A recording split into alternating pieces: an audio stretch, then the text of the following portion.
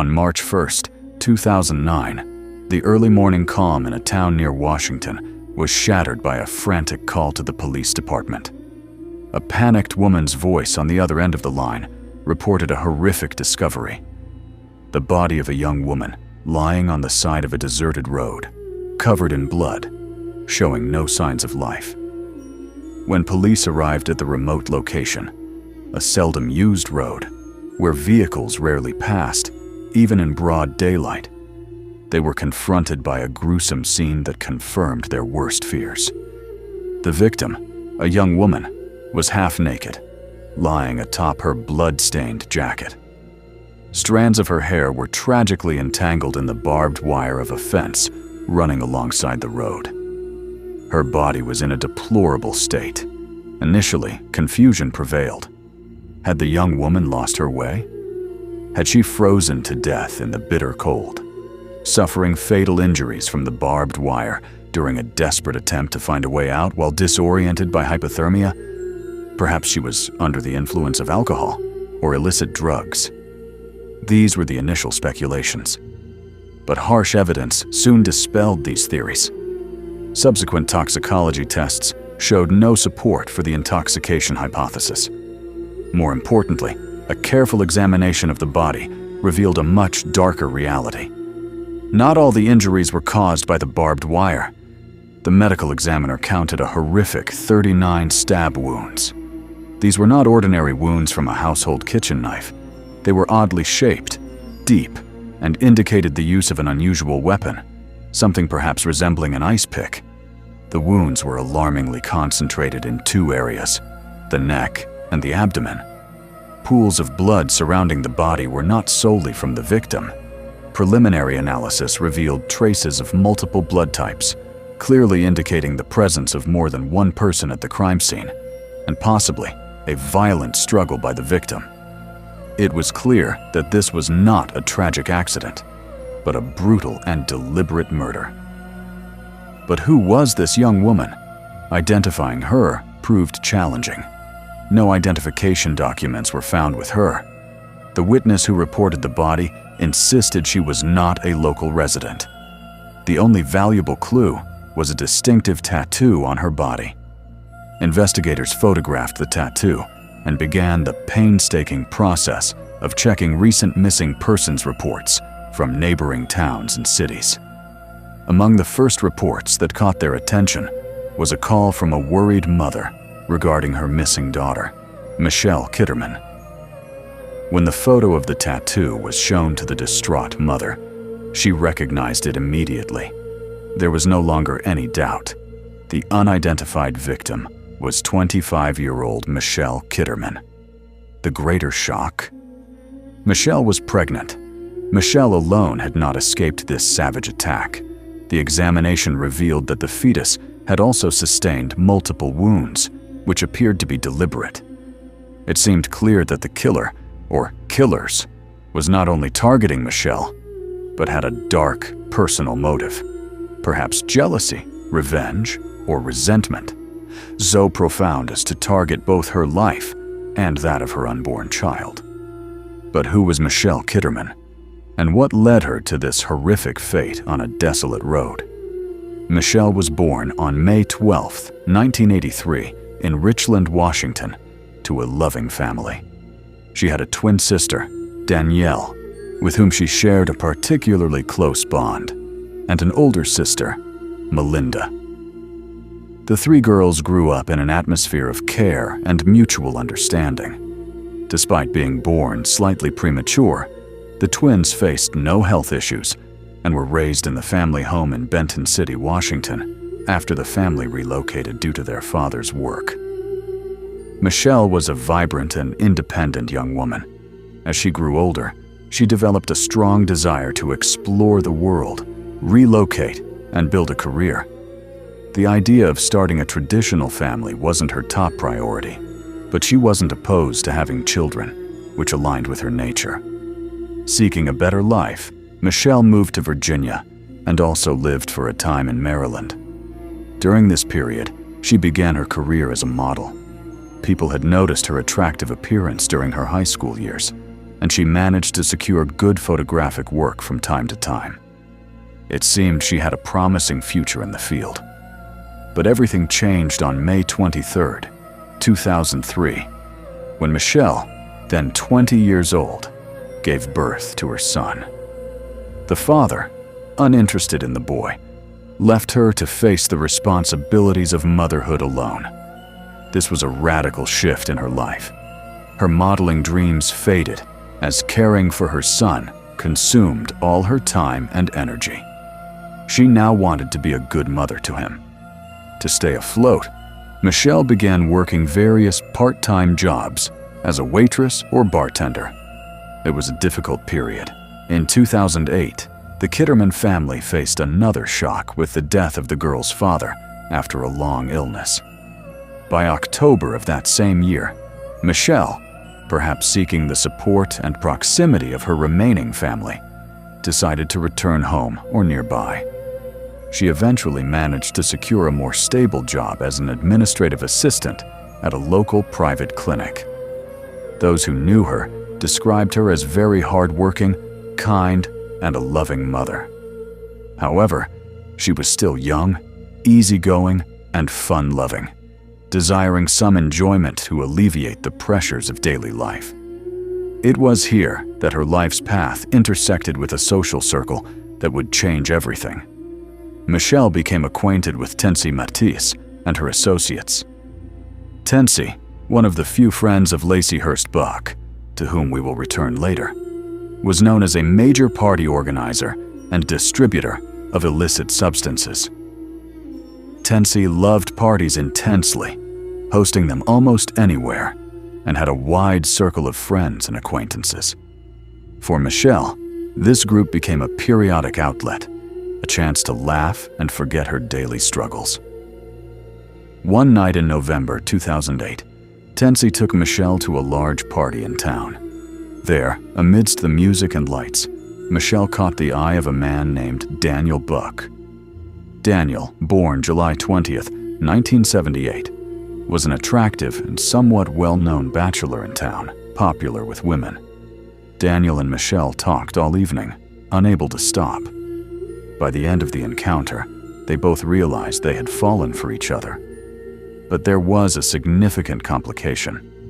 Daniel Buck wasn't truly single. He was married, and his wife was none other than Lacey Hurst Buck. Lacey Hurst was born in 1974 in Tennis, Washington, a very small town. Her family owned the most famous and largest restaurant in town, making them local celebrities. They were wealthy, known by everyone, respected, and perhaps feared by some. All doors were open to them. Unlike the outgoing Michelle, Lacey had always found it difficult to make friends, preferring a tight circle of trusted confidants. After high school relationships, a first marriage to a man named Brandon, with whom she had children, ended in divorce, initiated by Lacey, and a fierce custody battle, which she won thanks to her family's influence and excellent lawyers. Lacey met Daniel Buck at the car dealership where she worked as a finance manager. Daniel later admitted that the wealthy Lacey was the only one who had truly impressed him. He warmly welcomed her and her children. Their relationship lasted nearly 8 years before they finally married. For Lacey, it seemed she had achieved everything she dreamed of: a family, a new husband, a home, and a career. Despite being busy, she always found time to relax with her husband, friends, and relatives. Daniel, in particular, was drawn to the social scene and participated enthusiastically in any occasion. And Tensi Matisse, one of Lacey's few friends from high school, was a regular member of this fun-loving social circle. And now, this husband, Daniel Buck, the husband of the wealthy and powerful Lacey, began a secret affair with Michelle Kitterman, the beautiful young woman struggling to build a life for her son. Daniel would tell Lacey he was working late or spending time with friends, while he was actually spending his time with Michelle. Lacey didn't suspect anything initially. She was accustomed to her husband's social nature, late hours, and wide circle of friends. She trusted him. The secret affair continued for several months. Then, something happened that complicated matters dramatically. Michelle became pregnant with Daniel's child. For Michelle, who longed for stability, the seemingly affluent Daniel, or so it appeared, despite rumors that he lived off his wife's wealth, seemed an excellent candidate for the role of husband and father to her son. She hoped this would finally help her achieve a complete and stable life. She began to put pressure on Daniel. Meanwhile, Lacey remained oblivious to the depth of the betrayal, until the day a friend visited her, perhaps intentionally when Daniel wasn't present, and revealed her husband's infidelity. It was a devastating blow to Lacey. But as a strong woman from an influential family, in a small town where rumors spread like wildfire, she composed herself. She confronted her husband, perhaps expecting him to deny it as just another piece of gossip. But Daniel, literally torn in this love triangle, did not deny it. Unexpectedly, he confessed everything. Perhaps he saw this revelation as a way out of the vicious cycle he found himself in. He admitted he had been seeing his mistress for months. He revealed the pregnancy. He didn't spare the details, including how he met Michelle at that party, and how Tensie Mattis had introduced them, possibly attempting to shift some blame onto Tensie as the catalyst for his infidelity. Now, Lacey found herself facing a bitter truth. Her husband had not only cheated on her, but he was also about to have a child with another woman. She threatened him with divorce if he didn't leave his mistress immediately. Conversely, Michelle was putting similar pressure on Daniel, demanding he leave his wife for her and their upcoming child. Daniel found himself in an unenviable position. He had to choose: either continue his marriage with his wealthy wife and the children, or leave all that for his beautiful young mistress and their unborn child. He shared his dilemma with friends, telling some that he had decided to leave Lacey and inform her. But Lacey was not prepared to give up her husband and her life. She was ready to keep him at any cost. And shortly after this explosive confrontation and this fateful decision hanging in the air, the body of the pregnant Michelle Kitterman was found, brutally dumped on the side of a deserted road, her body ravaged by 39 stab wounds from a mysterious weapon. The question that began to echo in the halls of the police department and in the whispers of the small town's residents was deafening. Who wanted Michelle and her child dead in such a horrific way? And why? With the horrifying victim identified as the pregnant Michelle Kitterman, the investigators' focus shifted from "who was she?" to the more urgent and harsh question, why and who? The brutal nature of the crime, 39 stab wounds from an unusual weapon resembling an ice pick, with a shocking concentration of blows to the neck and abdomen, was not mere random violence. It bore the hallmarks of personal hatred, a dark motive that led the perpetrators to target not only Michelle, but also the nascent life within her. The multiple blood traces at the crime scene and Michelle's evident struggle confirmed the investigators' initial suspicions. This was not the act of a single person, but a coordinated group attack. Naturally, the police immediately turned their attention to the inner circle of the murdered young woman. Who in her life could harbor such deadly animosity? Investigators spoke at length with Michelle's relatives, who were in a state of shock and grief. When Michelle's mother was asked about any troubled relationships or problems her daughter might have been involved in, she didn't hesitate. One name immediately sprang to her mind: Daniel Buck.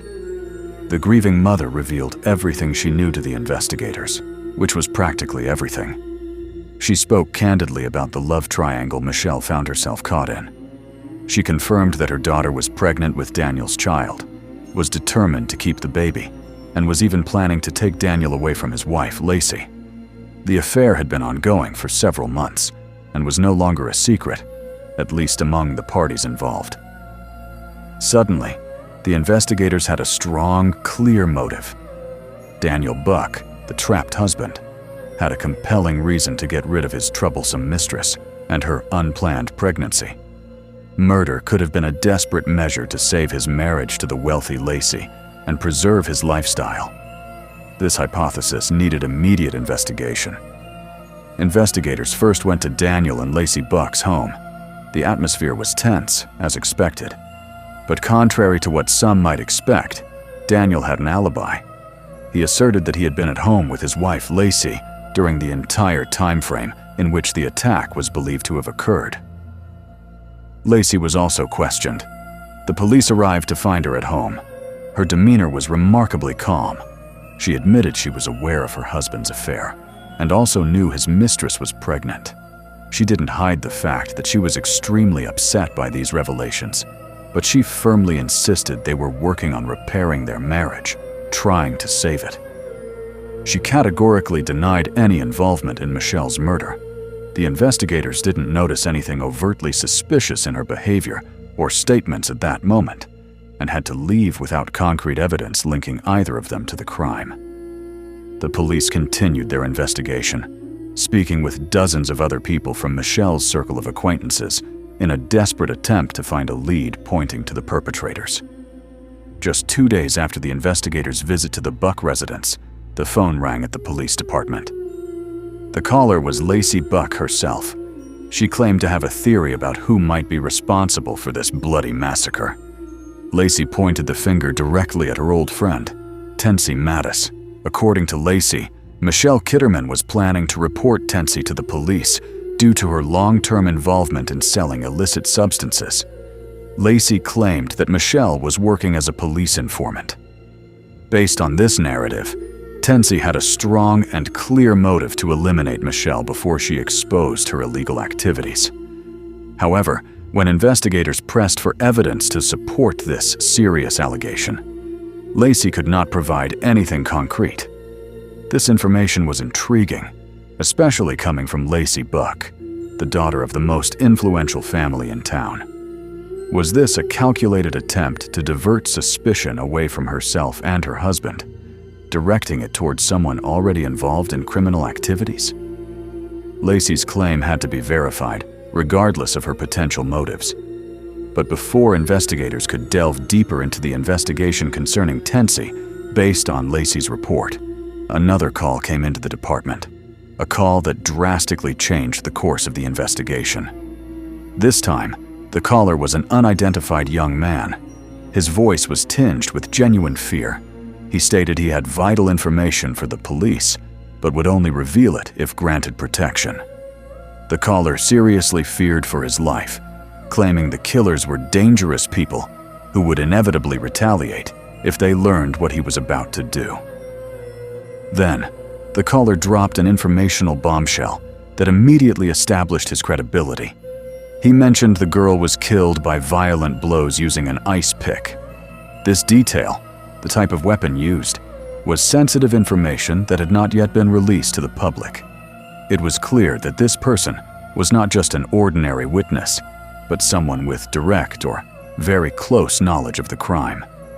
The information provided by the mysterious informant was shocking. He also pointed the finger of blame towards Tensie Mattis. He confirmed she sold illicit drugs and had repeatedly resorted to hiring people to handle problems related to her business, whether collecting debts or removing unwanted competitors. He said he knew this well because he had personally worked as security for her previously. However, the caller stressed he was not directly involved in the attack on Michelle, but knew who the police should be looking for. According to the informant, Tensie hired another young man to carry out the attack, someone known in criminal circles by the nickname Hollywood. Hollywood was the one tasked with dealing with Michelle Kitterman. The informant didn't stop there. He revealed another crucial detail.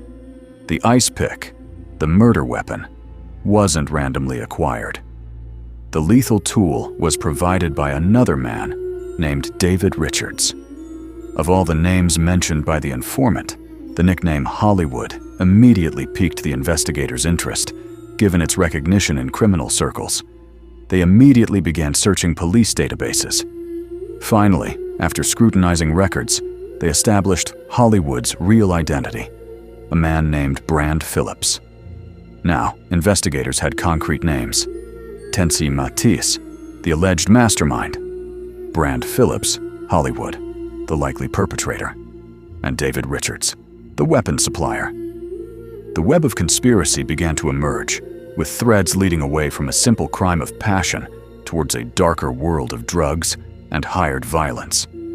Investigators were on the verge of breaking the wall of silence surrounding Michelle Kitterman's murder.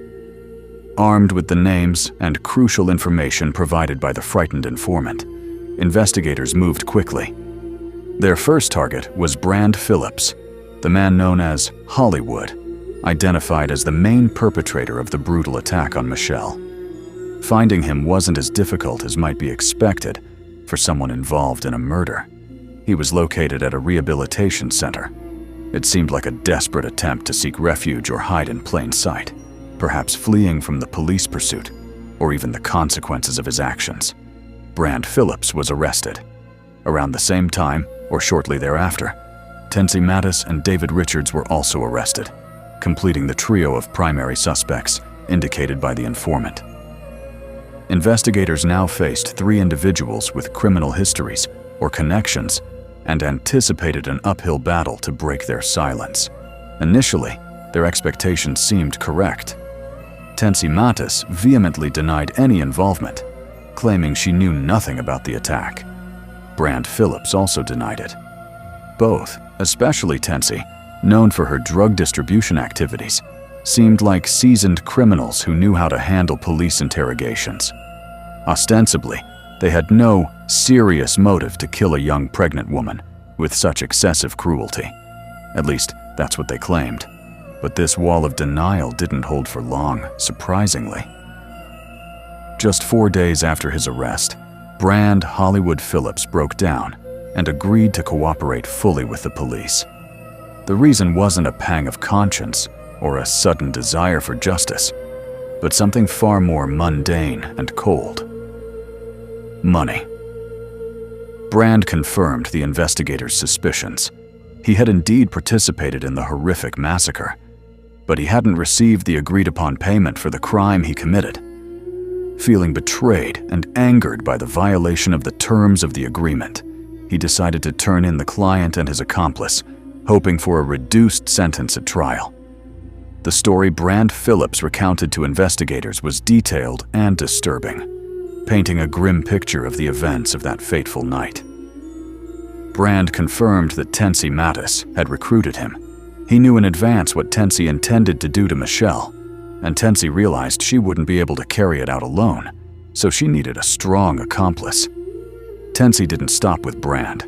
She also persuaded David Richards to join them, and possibly others not identified by name in his initial account. How did Tensi convince them to commit such a heinous act? She used fear and manipulation. Tensi told them a story that Michelle Kitterman was a snitch who planned to cooperate with the police and turn in the entire gang involved in the drug trade Tensi managed. Since Brand and David were involved to some extent in these illegal activities, or at least associated with Tensi, they feared the dire consequences that could result from being exposed. Tensi's lie succeeded in turning them against Michelle.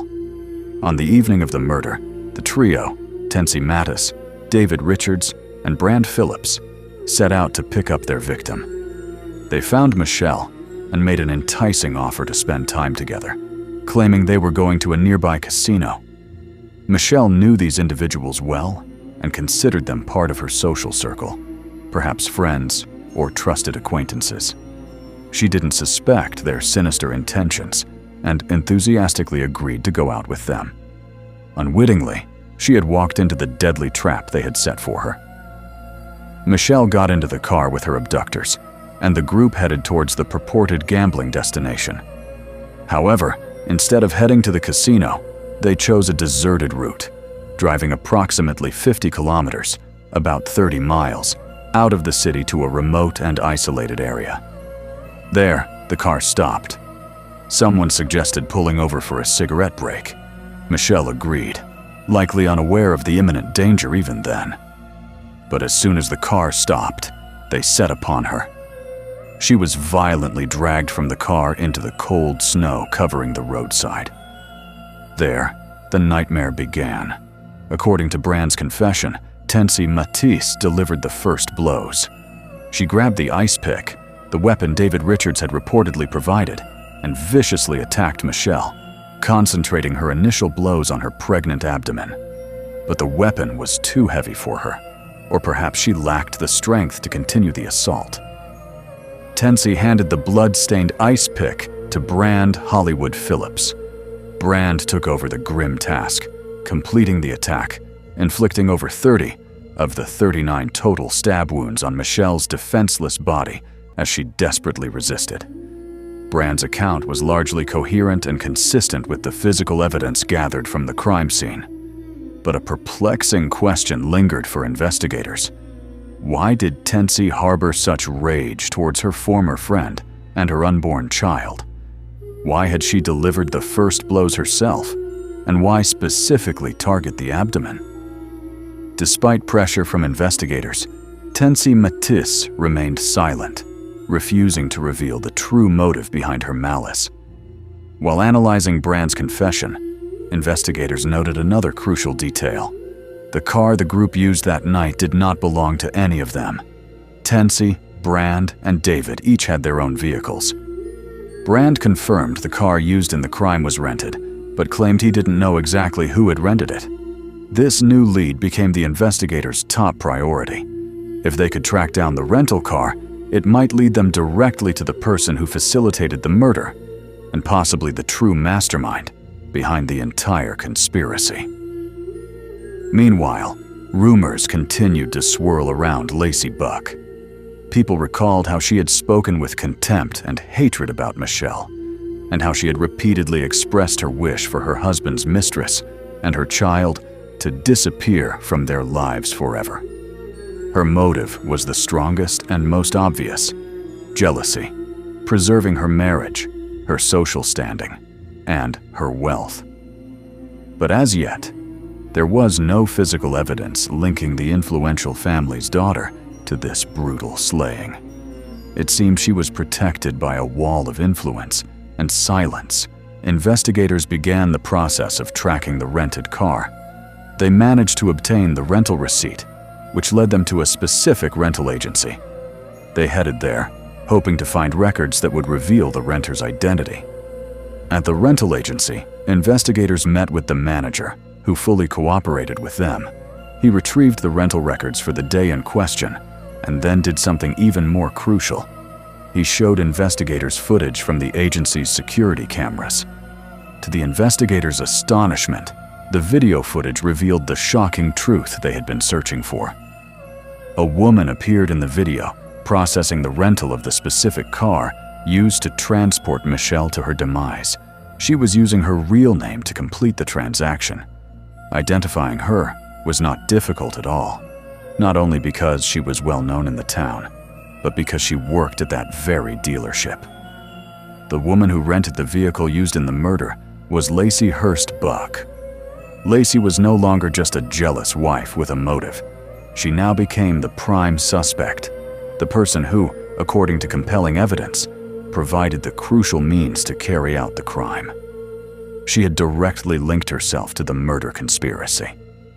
On March 31st, 2009, less than a month after Michelle's body was found, Lacey Buck was arrested. The small town was shaken by the news of the arrest of the daughter of one of its most powerful families on charges of conspiracy to commit a horrific murder. The complex and controversial process of trial and justice began to unfold. The arrest of Lacey Buck, a prominent member of the community and the wife of the man at the heart of the tragedy, sent shockwaves through the small town and surrounding areas. The crime was no longer just a violent story connected to the world of drugs and revenge.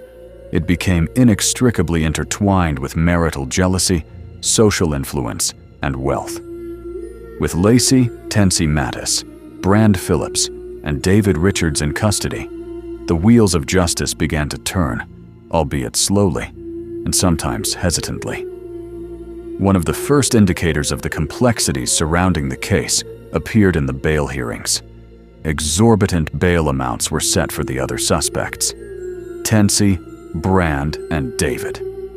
The bail for each was set at $1 million, a staggering sum that none of them could afford, ensuring they remained behind bars until trial. But the situation was entirely different for Lacey Buck. To the astonishment and dismay of many, especially the grieving Kitterman family, Lacey's bail was set at only $25,000.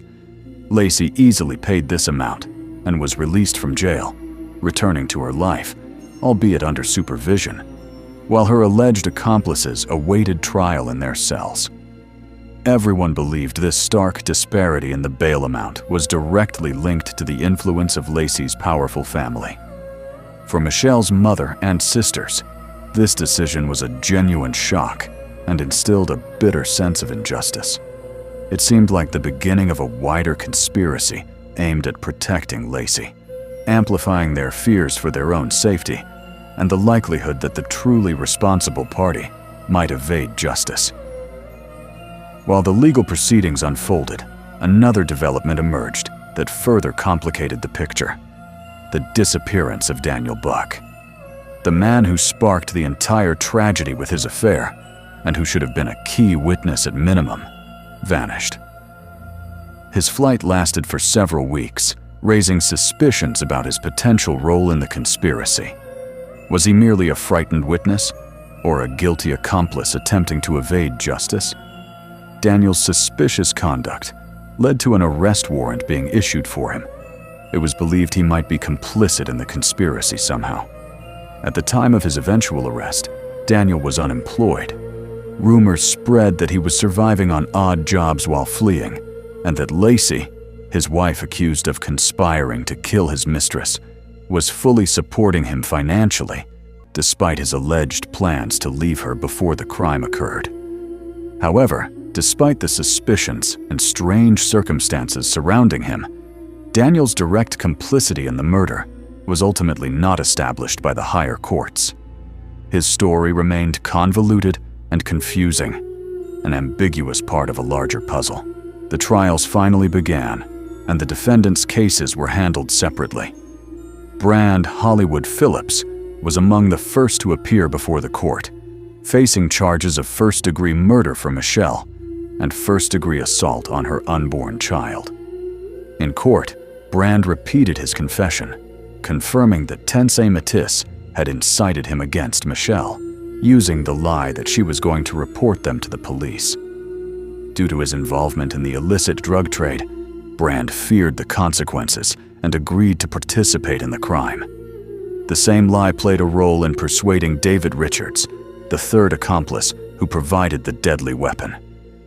Due to his cooperation after arrest, Brand possibly received some kind of deal, aside from the mention that he would be eligible for parole in 2041. As for David Richards, who admitted to providing the ice pick, he was sentenced to 17 years in prison for complicity in the murder. Tensie Mattis's trial was the most intense among the first three defendants. She faced multiple and extremely serious charges. The jury found her guilty of first-degree murder for Michelle Kitterman, first-degree manslaughter for the death of the fetus, as it was believed she delivered the deepest blows with the ice pick that struck the child, in addition to first-degree kidnapping and tampering with physical evidence. As punishment for these horrific crimes, Tensie Mattis was sentenced to life in prison without the possibility of parole. Additionally, she received further sentences, totaling 19 years for the other charges. The hearings and trials for Brand, David, and Tensie proceeded relatively quickly compared to what awaited Lacey Buck. Lacey's case stumbled from the beginning. Her defense team adopted a strong and evasive strategy. Her lawyers insisted that Lacey never intended to kill anyone. They claimed her intention was merely to scare Michelle, the homewrecker as they described her, to deter her from continuing the relationship with Daniel. They placed the full blame for the situation escalating into murder on Tensie and the other accomplices, claiming they were the ones who lost control of the situation and that Tensie instigated the attack out of her own motives related to her fear that Michelle would expose her criminal activities. Lacey and her team tried to completely distance her from any connection to the drug-related criminal issues, presenting the image of an innocent, wealthy woman who had been exploited. Lacey's lawyers worked diligently, using every possible tactic to delay the hearings and trial, which prolonged their client's freedom and angered the Kitterman family and the public following the case. It reached the point of claiming Lacey had no idea what Tensi planned to do when she rented the car for her. But the prosecution had strong evidence against Lacey. Recordings of phone conversations between the conspirators were analyzed, and these recordings revealed that Lacey and Tensi called each other multiple times on the night of the crime. This volume of calls was not merely coincidental. Furthermore, the police revisited Lacey's initial statements during the investigations, where she admitted her hatred for Michelle and her intense desire for her and her child to disappear from their lives forever.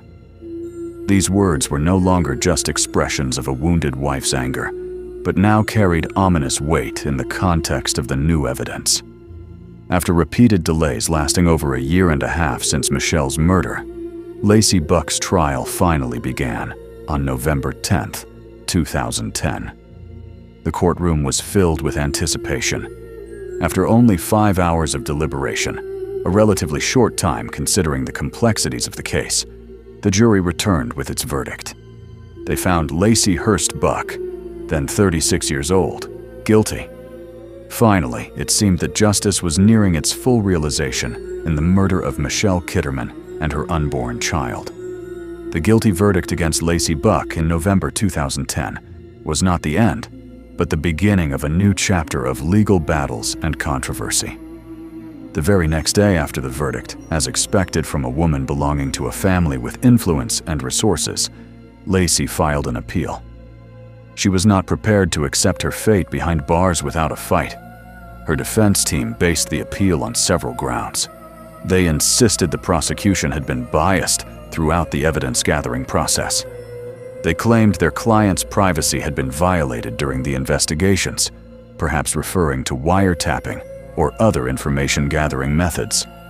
They also pointed to what they described as other inconsistencies and violations in the procedures, trying to find any technical loophole that could overturn the verdict. But these attempts were unsuccessful.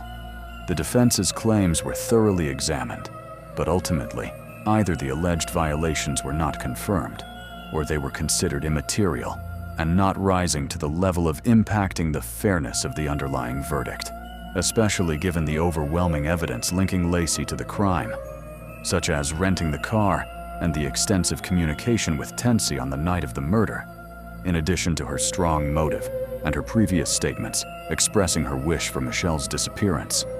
Her final appeal was rejected in June 2012, closing the legal doors on her attempts to evade punishment. Lacey Buck is now a convicted prisoner, serving her sentence at the Washington Corrections Center for Women. Details of her life inside prison and her conditions of confinement have remained largely unknown to the public, shrouded in the same secrecy that perhaps helped protect her for a time in the outside world. As for her accomplices in the crime, they also began serving their lengthy sentences. Tensi Mattis, the direct mastermind and main instigator, faces life behind bars with no hope of parole. David Richards, who provided the murder weapon, is serving his 17-year sentence. And Brand Hollywood Phillips, the perpetrator who delivered most of the fatal stab wounds, languishes in prison, with a distant hope of parole eligibility in 2041, decades from now. Lacey Buck's mother, perhaps in an attempt to defend her daughter or shape public opinion, authored a book discussing her ordeal regarding her daughter's life sentence. However, the book did not gain significant popularity, likely because the evidence against Lacey was strong, and public sympathy largely rested with the victim, Michelle Kitterman, and her bereaved family. The brutal murder of Michelle Kitterman left deep scars on the small community. It exposed the dark side that can lie beneath the quiet surface of town life, where jealousy, betrayal, money, and criminal connections can intertwine to lead to unimaginable violence. Michelle's story is a tragic reminder of how a circle of close friends can conceal a betrayer, and how a love triangle can escalate into a motive for murder, especially when the influence of money and power intervenes. While the perpetrators remain behind bars, the Kitterman family's life goes on, burdened by the memory of their daughter and sister, who was brutally murdered just as she was about to become a mother again. They achieved a measure of justice with the conviction of the killers, but nothing can bring Michelle back or erase the horror they experienced. Michelle Kitterman's story, which began with personal tragedy and ended in a horrific murder involving a complex web of relationships, remains a stark example of the devastating consequences of betrayal and desperation, and how the actions of a few can destroy the lives of many forever.